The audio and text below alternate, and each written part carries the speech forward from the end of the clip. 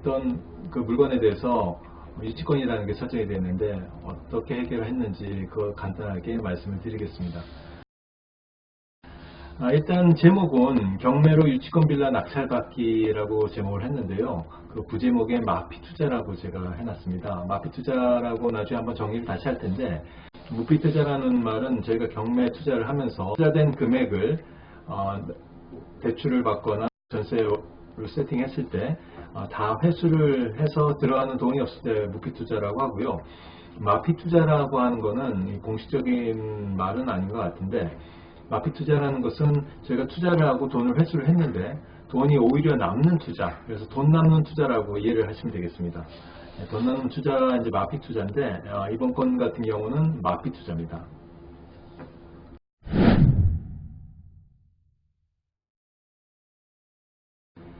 이 물건은 경기도 광주시에 있는 빌라입니다. 경기도 광주시에 있는 빌라인데요. 이 감정가가 2018년도에 6월달에 이제 시작을 했는데 제가 2018년도 12월달에 받았거든요. 이렇게 계속 떨어지는 이유가 유치권이라는 것이 신고가 됐어요. 유치권이 이제 신고가 돼서 이 빌라가 유치권이 이제 신고가 돼서 결국에는 2018년도 12월달 얼마 작년이에요. 벌써 작년인데 18년 12월달에 제가 그 최저가보다 보니까 들어오더라도 한두 명 정도 들어올 것 같더라고요. 그래서 8,500, 897 그렇게 써서 제가 낙찰을 받았습니다. 그래서 대금 납부는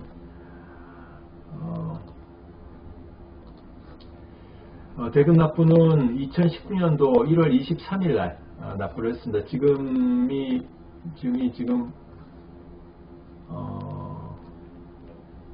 7월달이죠. 6월달에 이제 계약서를 썼으니까 한 대금 납부하고 한 4, 5개월 걸린 것 같습니다. 5개월 정도 걸린 것 같습니다. 그 중간에 제가 좀 시간을 좀 보는 게 있는데 그 정도 보는 것 같습니다. 이 물건은 그 4층 중에 1층에 있는데요. 사용 승인이라고 2016년도에 지어졌습니다. 2016년도에 지어져서 제가 2018년도 12월 달에 낙찰을 받았으니까 한 1년 반 정도 됐죠. 1년 반 정도 됐는데 면적은 실평수 15.62평이니까 방 3개 그리고 화장실 2개 3인 가족 4인 가족 생활하기 괜찮습니다. 3인 가족은 충분하고요. 생활하기 괜찮습니다. 그리고 소유권 보존은 2016년도 이때 지어졌으니까 당연히 소유권 보존이 이때 됐는데 대출이 1억 4,300 근저당인데 이건 채권 최고액이라서 실제로 대출된 금액은 한 1억 500 정도 되는 것 같습니다. 그래서 이제 지연이자하고 포함해서 이렇게 청구를 해서 임의경매를 새마을금고에서 이제 신청을 했는데 이 물건이 이렇게 떨어지는 이유가 지금 부동산 경기 때문에도 그렇기도 하겠지만 유치권이라는 게 설정이 되어 있고요. 그리고 감정가가 좀 높게 되어 있는 것 같아요. 높게 되어 있어서 2018년도 3월 20 언제 경매가 됐냐면 2018년도 6월 달에 됐는데 경매 개시 결정은 1월 달에 됐고 경매 개시 결정은 1월 달에 됐는데 경매 개시 결정이 되고 나서 3월 달에 신고를 했어요. 그래서 이분이 점유를 제가 조사를 해보니까 점유도 안 돼 있고 경매 개시 결정 이전에 점유를 시작을 해야 되는데 유치권이라는 게 공사를 하고 공사 금액을 실질적으로 이제 연관된 물건에 공사를 하고 공사대금을 못 받았을 때 그 공사대금을 받을 때까지 그 물건을 유치할 수 있는 권리거든요. 그래서 강력한 권리인데 등기부에 표시도 안 돼 있어요. 그래서 현장에 임장을 가가지고 그 유치권의 진위 여부를 이제 확인을 하고 판단을 해야 되는데 일단 유치권 금액이 1,500만 원이 이제 신고가 돼 있어요. 근데 감정가가 좀 높게 돼 있었던 것 같고 1,500만 원 부동산 경기가 좀 안 좋고 1,500만 원이라는 유치권 금액이 있고 그리고 이 지도를 잠깐 보시게 되면 그리고 실거래가를 먼저 보시겠습니다. 실거래가가 2016년도에 이제 처음에 지어져서 이때 이제 분양을 했는데 보통 빌라 같은 경우는 아파트 같은 경우는 저희가 매도를 할 때 다운 계약서라는 거 들어보셨죠? 그거 쓰시면 안 됩니다.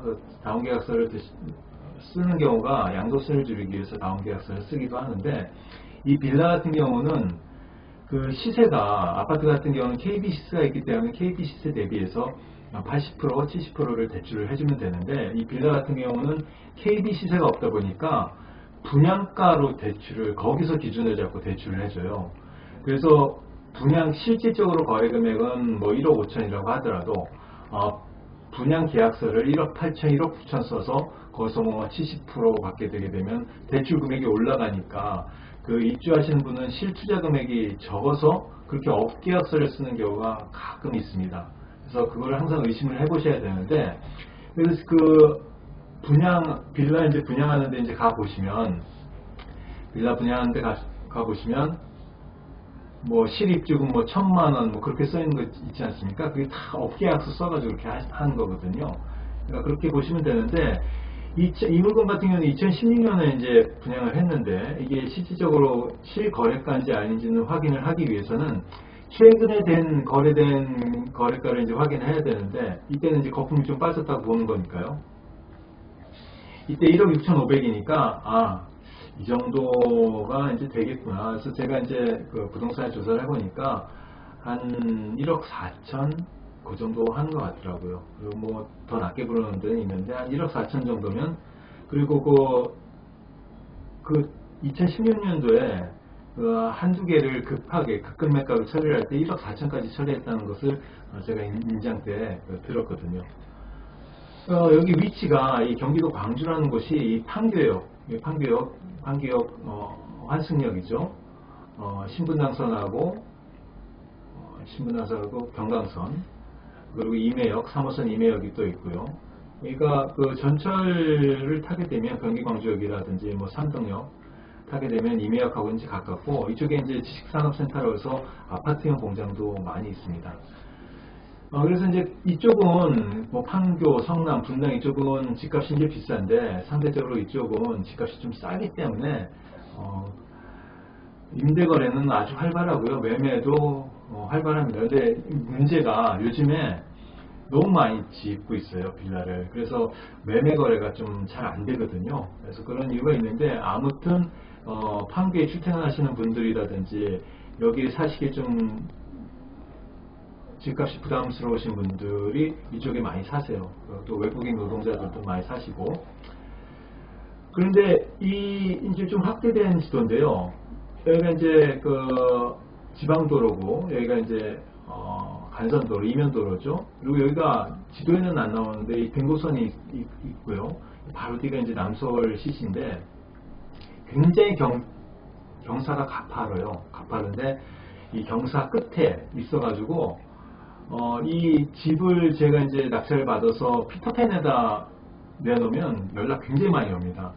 그 부동산에도 내놓고 이제 피터팬에도 내놓는데 연락이 많이 오는데, 뭐 집 보러 오면 다 마음에 든다고 해요. 집 사진 좀 이따 나오는데, 근데 뭐 고바위라고 해서 언덕이 너무 높다 보니까 겨울에 눈 왔을 때 걱정하고, 뭐 차가 뭐 엔진이 터질 것 같다 뭐 그런 얘기 막 하는 거예요.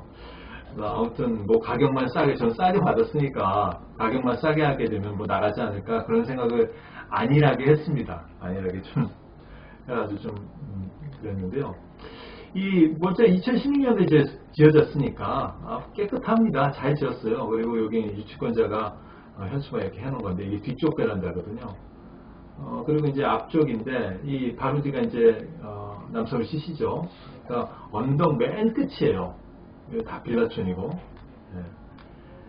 그리고 제가 이제 잔금을 내고 나서 이 물건에 가가지고 이 번호키를 땄어요. 제가 직접 딴 겁니다.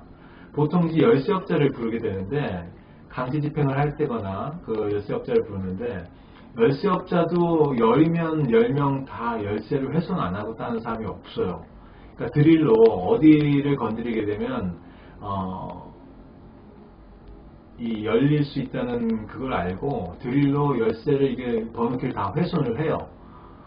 그러고 나서 하기 때문에 이번에는 이제 제가 한번 해보자. 그래서 가서 이게 코맥스 거거든요. 코맥스 AS 센터 통해가지고 코맥스 기사한테 이제 물어보니까 자기네들도 제가 이제 비밀번호를 잘못 입력해가지고 안 된다 보니까 그런 경우에는 열쇠를 훼손을 해야 된대요. 그래서 그러면 어떻게 해야 되는지 한번 물어보니까 그거 뭐 직접 하시기 힘들 텐데요. 이렇게 얘기를 해요. 그래서 뭐 기사님이 하거나 제가 하거나 열쇠 그 부수는 거는 똑같은데 오시는데 또 한참 걸린다고 그래요. 예약하고 그러니까.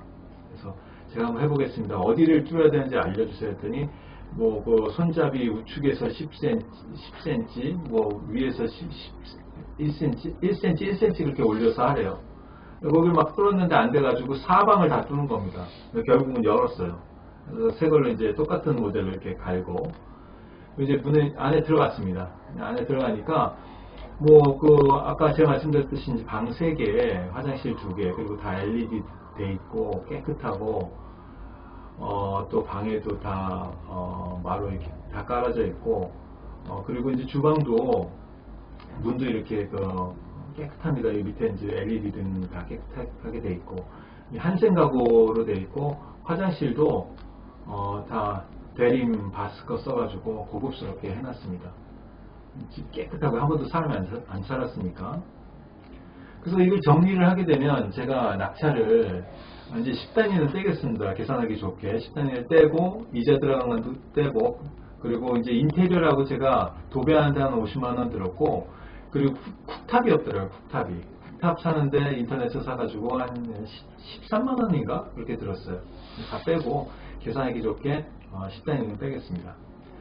대출을 받았는데 제가 매매사업 개인은 대출이 잘 안 나오거든요. 그래서 매매사업자 대출을 해서 80%까지 나옵니다. 매매사업자가 여기 조정제도도 아니기 때문에 80%까지 나오는데 신탁이라고 명의를 신탁회사에다 넘기는 거예요. 근데 이 신탁 대출이 많이 나와요. 비용이 좀 들긴 하지만 대출이 그래서 90% 가까이 나와가지고 7,700 받았습니다. 그래서 전세를 맨 처음에 그 매매 1억 3천 그리고 전세 1억 1천에 나눴는데 아까 제가 말씀드렸듯이 언덕이 너무 뒤에 있고 집 보러 오는 사람 많은데 전세를 다 찾아요. 그래서 1억 1천 그렇게 내놨다가 뭐 너무 언덕이 있고 뭐 차가 터질 것 같다느니 겨울에 사람 다닐 수 있냐느니 뭐 그렇게 얘기하다가 전세를 결국 1억에 놨습니다. 그래서 초기 투자 비용은 뭐 부수적인 비용, 뭐 취등록세도 있고 그런데 다 이제 그건 계산하기 쉽게 그걸 다 빼버리고 8,500만 원에 낙찰 받아서 신탁 대출을 7,700만 원을 제가 받았으니까 한 800만 원 들어갔죠.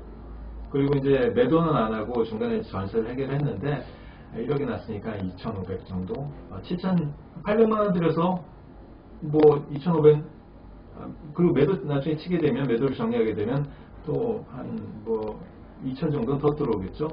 더 들어올지도 모르지만 아무튼 이렇게 정리를 했습니다. 그래서 이런 물건들도 낙찰을 받으면 이렇게 수익이 날 수가 있거든요. 그래서 유치권에 대해서 좀 공부를 하시고 그리고 이제 지역에 따라서 이런 적은 비용으로도 적은 투자 금액으로도 수익이 이렇게 날 수 있는 그런 물건들이 있으니까 눈 한번 부릅뜨고 그리고 경매에 관심이 있으시면 제가 활동하는 그 행금사에 한번 오셔가지고 같이 한번 경매에 대해서 배워보는 시간을 가지면 좋을 듯 합니다. 네, 감사하고요. 다음 시간엔 좀 더 재미있고 그리고 유익한 컨텐츠 들고 또 다시 한번 찾아뵙겠습니다. 감사합니다.